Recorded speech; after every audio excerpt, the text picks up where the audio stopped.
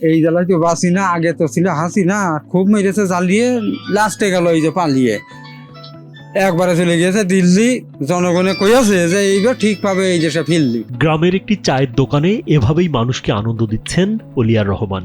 কেউ প্রশ্ন ছুড়ে দিচ্ছেন, কেউ গল্প জুড়ে দিচ্ছেন, আর সেই গল্পের ফাঁকে মুহূর্তে মুহূর্তে ঝরে পড়ছে ছন্দ। কথার সঙ্গে কথা মিলিয়ে হাসির ফোয়ারা ছড়িয়ে উপস্থিত সবাইকে মুগ্ধ করে চলেছেন তিনি। এখন চিন্তা ভাবনা তো মানুষ হয়ে গিয়েছে শেষ, পকেটে থাকছে না ক্যাশ, আরো পাওয়া যাচ্ছে না গ্যাস। এই মোটর সাইকেল খাটছে জেল, কারণ ওইরা পাচ্ছে না তেল। তার ছন্দ শুনে কেউ মুগ্ধ বিস্ময়ে তাকিয়ে থাকেন, কেউ বা হেসে ওঠেন আনন্দে।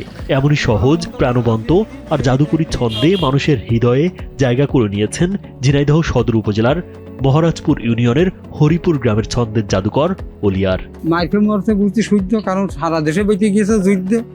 হ্যাঁ, ওই যে আমেরিকাতে দিয়েছে ভাষণ যে জনগণ আগের মতো আবার রাখো শাসন, বুঝেছো? দেশের লোকে গিয়েছে যাই না, কেউ কারোর কথা গাড়ি মাথা নামাই নিয়ে। সাধারণ গ্রামীণ জীবন থেকে উঠে আসা এই মানুষটি গ্রামে গ্রামে ব্যাটারি চালিত ভ্যান নিয়ে ধানের বিচুলি বেচাকেনা করেন। লোডশেডিং কিংবা ঘরের বাইরের তীব্র গরমে ওয়ালটন রিচার্জেবল ফ্যান থাকলে থাকবে শুধু বাতাস আর বাতাস।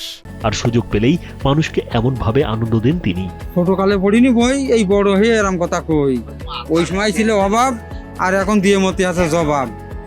আপনারা তো মনে করছে যে জেনারেশনে কথা বলার স্বভাব। যে কোনো প্রশ্ন কিংবা দৈনন্দিন জীবনের সাধারণ কথাবার্তাকেও তিনি মুহূর্তে রূপ দেন ছন্দে, আর সেখানেই ফুটে ওঠে তার অনন্য প্রতিভা। উপস্থিত বুদ্ধির জোরে তিনি ছড়িয়ে দেন শব্দের জাদু। তার এই প্রতিভায় মুগ্ধ সব শ্রেণীর মানুষ। কথায় কথায় সে ছন্দ তৈরি করে, যে কথায় আপনি বলবেন তার কাছে চাচা ভালো আছেন, আমুক তমুক নিয়ে একটা কথা বলবেন, সে ছন্দ তৈরি করে সে ভাইরাল এক কথায়। আসলে সে 5 ওয়াক্ত নামাজ কালাম পড়ে, বয়সও তার প্রায় 60, মনে হয় 55-60 বছর বয়স।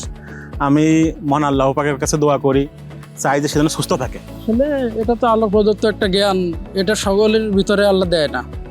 যদি তাই হতো তাহলে সবাই ডাক্তার হতো, সবাই কি মানে এরকম পেশাজীবী এরকম অনেকে হতো, তাই না? তারে আপনি যখন যে অবস্থায় দেখবেন সে ওই ছন্দভাবে কথা বলবে। আপনি পথে দেখা গেছে দাদা ভালো আছো, তাহলে কোনো না কোনো ছন্দে সে কথা বলবে। আসলে মেধা সম্পর্কে বলতে গেলে যে এমন কোনো জিনিস নেই যে সে সহজেই কাছে বলে ফেলতে পারে ছন্দ আকারে। ওলিয়ার এক পিস, ঝিনাইদহ জেলায় এক পিস। 5 সন্তানের জনক ওলিয়ারের পড়াশোনা মাত্র ক্লাস 3 পর্যন্ত। ছোটবেলায় টিভিতে একটি নাটকের ছন্দ শুনে তার ইচ্ছে জাগে ছন্দ বলার। সে 40 বছর আগে শুরু। এখন ছন্দ বলে মানুষকে মুগ্ধ করেই আনন্দ পান এই মানুষটি। কমলা সুন্দরী একটা নাটক হইতো, কমলা সুন্দরী নাটকের থেকে সাপ্তাহিক নাটক হইতো। ওই নাটকে এই ছন্দটা বলিল যে আমি তোমার রসগোল্লা বিয়ের রাতের কদু তোমার জন্য কিনে আনছি, বাজারের সেরা কদু।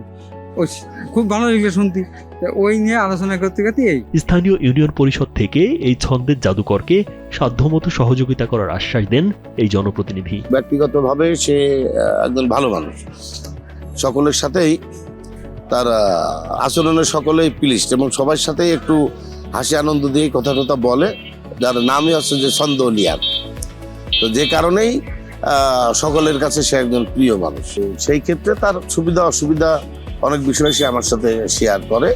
আমার পক্ষ থেকে যে ধরনের একটা সাপোর্ট দেওয়া দরকার আর সেটা আমার পক্ষ থেকে আমি দিয়ে থাকি। প্রতিভা বড় মঞ্চে জন্ম নেয় না, জন্ম নেয় মানুষের ভেতরে।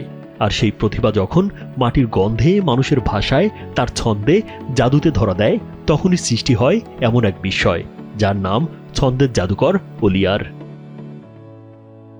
রাজীব বিশ্বাস, কালবেলা।